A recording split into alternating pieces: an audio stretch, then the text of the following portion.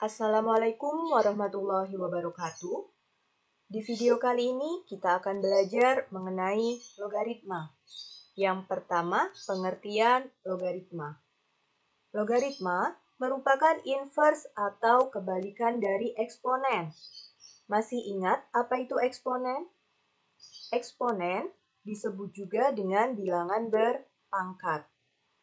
Kemudian untuk logaritma sendiri, secara umum bisa dituliskan dalam bentuk A pangkat C sama dengan B jika dan hanya jika logaritma B basis A sama dengan C. Di mana A lebih dari 0, A tidak sama dengan 1, B lebih dari 0, kemudian A disebut juga dengan basis atau bilangan pokok logaritma, sedangkan B disebut juga dengan numerus atau bilangan yang dilogaritmakan. Kemudian contohnya, nyatakan bentuk berikut ke dalam bentuk logaritma. Yang pertama, 2 pangkat 3 sama dengan 8. Nah, 2 pangkat 3 sama dengan 8. Ini kalau ditulis dengan menggunakan perpangkatan bilangan. Perpangkatan bilangan ini bisa kita tulis atau bisa kita rubah dalam bentuk logaritma. Seperti bentuk umum yang sudah ada di atas, yaitu menjadi logaritma 8 basis 2 sama dengan 3. Nah, kita perhatikan perbedaan posisinya. Posisi 3, kalau pada bilangan berpangkat adalah sebagai pangkat. Sedangkan pada logaritma, posisi 3 ini adalah sebagai hasil logaritma. Kemudian 8. 8, kalau pada bilangan berpangkat adalah sebagai hasil dari bilangan berpangkat. Sedangkan pada logaritma, 8 ini namanya adalah numerus atau bilangan yang dilogaritmakan. Kemudian 2. 2 kalau pada logaritma namanya adalah basis atau bilangan pokok.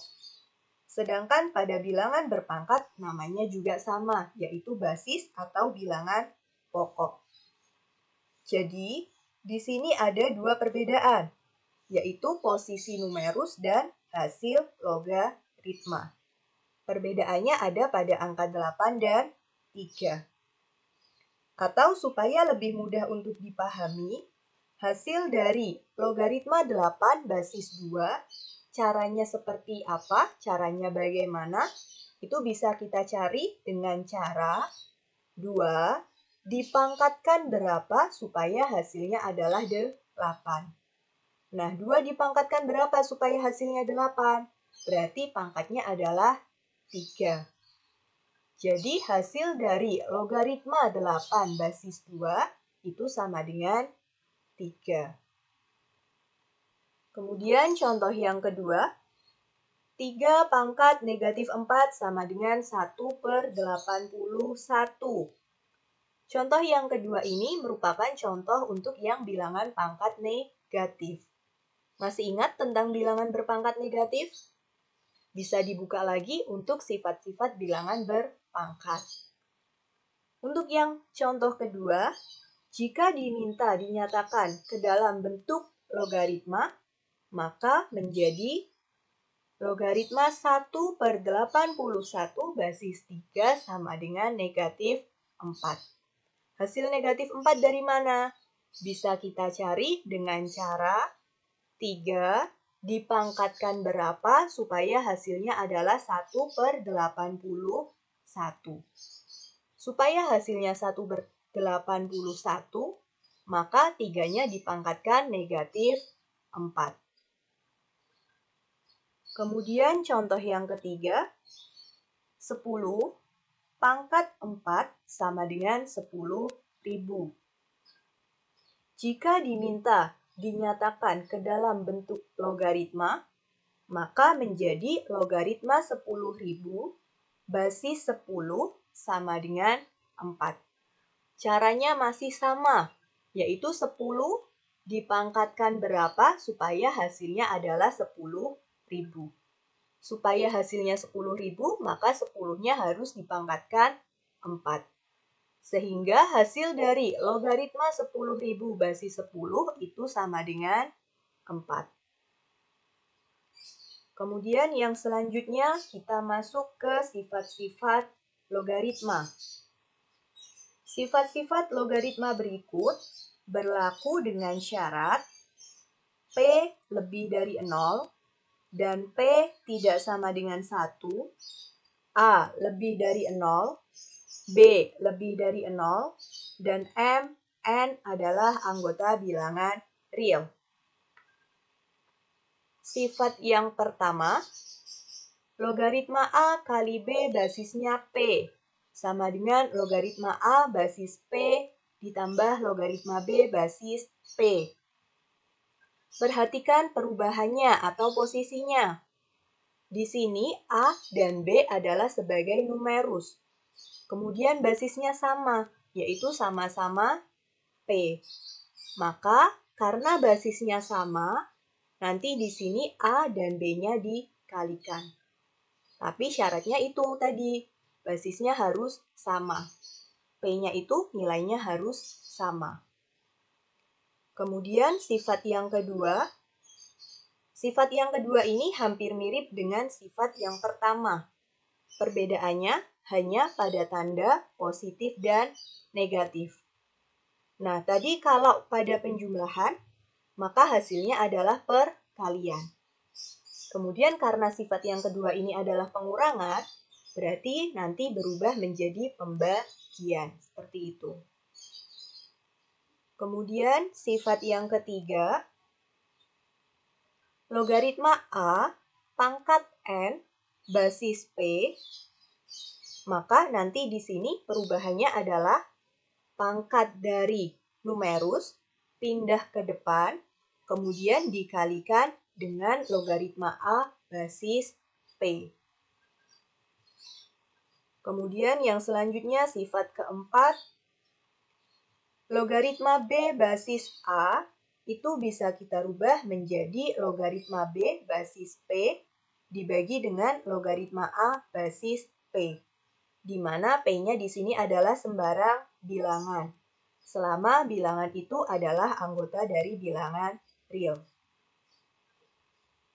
Kemudian sifat yang kelima, 1 dibagi logaritma B basis A. Itu sama dengan logaritma A basis B.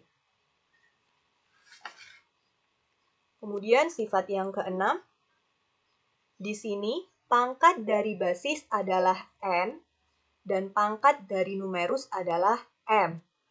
Maka perubahannya adalah pangkatnya numerus dibagi dengan pangkatnya basis, kemudian dikalikan logaritma B basis A.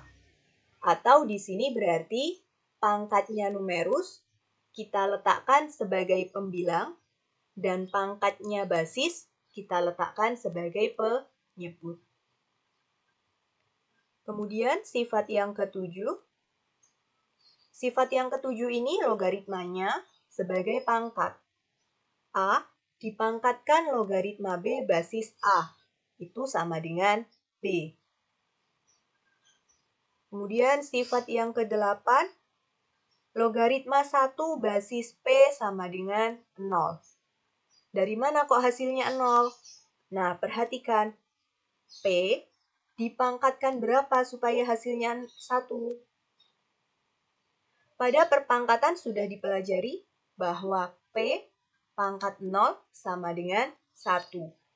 Maka P dipangkatkan berapa supaya hasilnya 1?